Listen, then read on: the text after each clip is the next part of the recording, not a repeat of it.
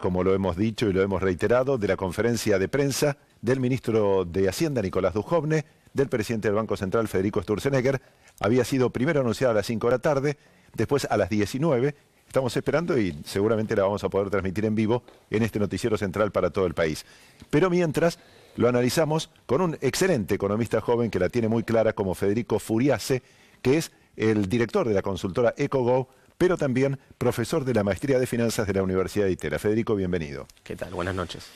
Hace un rato el presidente Macri fue a saludar a los periodistas en su día y le preguntaron de varios temas. Sobre el acuerdo dijo va a ser un muy buen acuerdo para todos los argentinos. ¿Qué sería un buen acuerdo con el Fondo Monetario? Bueno, en realidad un buen acuerdo creo que requiere dos condiciones.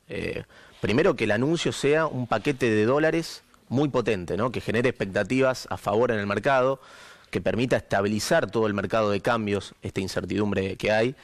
Hay que tener en cuenta que Argentina, el Tesoro Nacional, necesita el año que viene 30.000 millones de dólares para financiar lo que es todo el déficit fiscal, más los intereses, más los vencimientos de capital. Como mínimo, ese sería un buen monto, digamos. Creo que el anuncio de todo el paquete tiene que tener un piso de 40.000 millones de dólares para generar expectativas en el mercado, y lo del FMI tiene que ser arriba de 25.000 millones de dólares. Lo del FMI y todo el paquete. ¿Por qué? Porque se van a sumar otros bancos. Exactamente, tenés bancos que se van a sumar, tenés Banco Mundial, tenés lo que es el BID. Entonces ahí tenés un grupo, tenés también en un anuncio de un swap con China que va a reforzar las reservas del Banco Central por 10.000 millones de dólares, con lo cual todo eso... En total van a ser más de 40.000 probablemente. Probablemente, y eso puede generar expectativas a favor en el mercado, pero lo otro que va a mirar el mercado es las condiciones que van a estar detrás.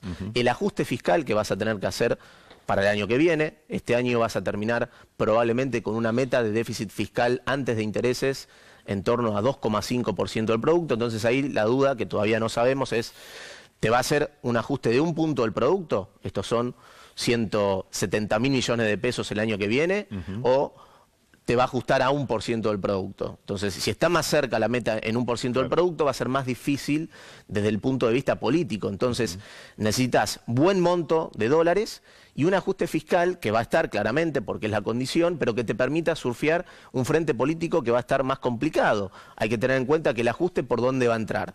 Salarios. Hoy estuvo...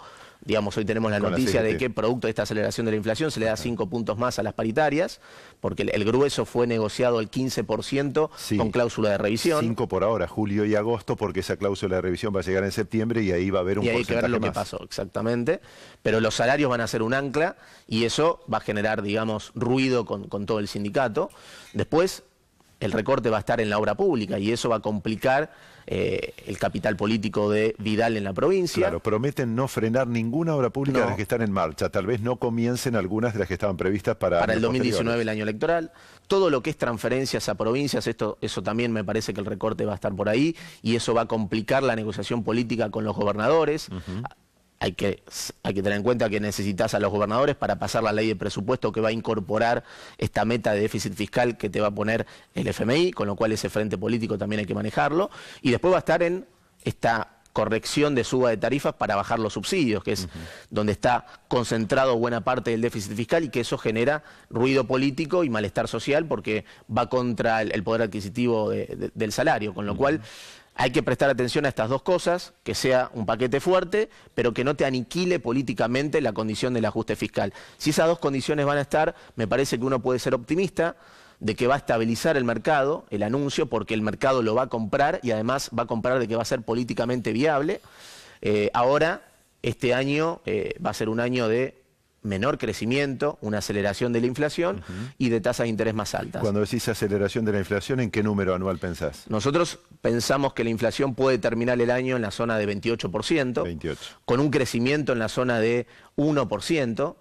Hay que tener en cuenta que las expectativas iniciales eran de un crecimiento de 3,5% para el gobierno. Nosotros en la consultora ya teníamos una previsión de crecimiento más baja en la zona de 2,2%, porque prevíamos que era un año del ajuste fiscal. Ahora, con la turbulencia cambiaria más la sequía, tenés dos efectos que tiran para abajo todavía el crecimiento. La sequía que generó una pérdida cercana a 8.000 millones de dólares en la cosecha de soja. Sequía seguida por inundaciones después en algunas zonas.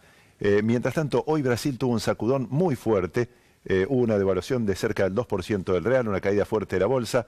¿Cómo impacta en la Argentina lo que ocurre en Brasil? Bueno, Brasil tenés un tema de que, si bien tiene buenos fundamentos económicos, Brasil ya hizo el ajuste, este ajuste que Argentina está haciendo ahora, el déficit externo, Brasil ya lo hizo, parte de un nivel de desempleo más alto y de capacidad ociosa en las empresas, con lo cual puede crecer sin generar inflación. La inflación está bajando, está en la zona de 2,5%, pero hay incertidumbre política en torno a las elecciones, en torno a si el nuevo gobierno va a seguir con esta política de ajuste y reformas estructurales de Michel Temer. Eso genera ruido en el mercado, más lo que fue todo este tema respecto al aumento en los combustibles y al paro de camioneros, y eso genera presión en el real. El real se viene devaluando fuerte, y eso genera dos problemas para la Argentina: que Brasil crezca menos, es menos demanda de exportaciones de Argentina. En Argentina las exportaciones estaban creciendo en buena parte por el impulso de Brasil en las exportaciones industriales.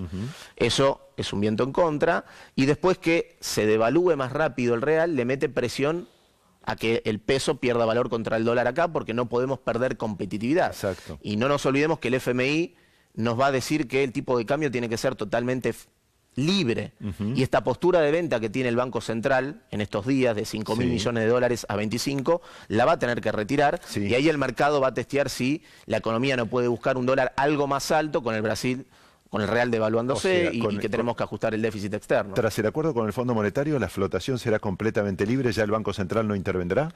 Tienen que retirar esa postura porque el fondo quiere corregir el desequilibrio externo, y para eso el tipo de cambio tiene que ser el que tenga que ser para corregir esos desbalances. ¿Se va a poder desarmar la postura gigantesca en Lebac que todos los meses generan una tensión el día del vencimiento? Bueno, ahí hay tres factores. El Banco Central la viene reduciendo, viene recomprando Lebacs a tasas más altas y precios más bajos. Entonces, al venir recomprando, está bajando el vencimiento que tiene ahora el 21 de junio. Eso era 650.000 millones de pesos, la bajó casi 100.000 millones de pesos. El objetivo es llegar con 500.000 millones de pesos. Por otro lado, se está estudiando estirar el perfil de vencimiento, que no se concentre todo en el corto plazo. Para eso el Banco Central está diseñando estirar con otros títulos como pueden ser Novax, o dar señales de tasas más atractivas en los tramos más largos, pero eso implica, en un contexto de aceleración de la inflación, donde no podés bajar la tasa de interés, tenés que dar tasas más altas en el tramo largo de la curva de rendimiento de Lebacs. Y después también se está estudiando todo lo que es algún canje voluntario con los bancos entre Lebacs. Primero, entre el Banco Central tiene letras intransferibles, cambiarlas por bono del Tesoro, y después canjear Lebacs por bono del Tesoro. Hay que ver si hay reglamentación para hacer eso en cuestión, lo que tiene que ver la exposición de los bancos a letras del Tesoro. Pero hay que tener en cuenta que a mediano plazo, si el Banco Central llega el año que viene con mayor margen para bajar la tasa de interés, porque el fondo, ¿qué es lo que va a decir además de corregir el déficit fiscal?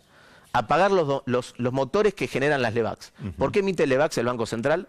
Para retirar liquidez por expansión monetaria asociada a que seguís financiando el déficit fiscal, sea directamente porque emitís adelantos transitorios y giro de utilidades, o porque le comprás al Tesoro los dólares de la deuda, y al hacer eso emitís pesos. Entonces el Banco Central tiene un objetivo para bajar la inflación, tiene que emitir Lebacs para retirar esos pesos excedentes. Entonces el FMI va a cortar esos factores de emisión monetaria, y eso va a pagar un motor de generación de Lebacs muy importante. Entonces el año que viene, con una economía que llega con un tipo de cambio más alto, sin necesidad de esterilizar vía Lebacs porque se apagan los motores de la dominancia fiscal, eso va a permitir que la propia demanda de dinero absorba gradualmente digamos, este desarme de Lebacs. Eso va a generar una emisión monetaria por ese lado, pero no vamos a tener la emisión por el déficit fiscal. Y además, como el Banco Central no va a poder comprar los dólares al Tesoro, Caputo va a tener que vender todos los dólares del FMI para financiar la caja en pesos en el mercado de cambios. Ya no se los va a vender al Banco Central. Entonces eso compensa un poquito el efecto monetario y cambiario. Bien, muy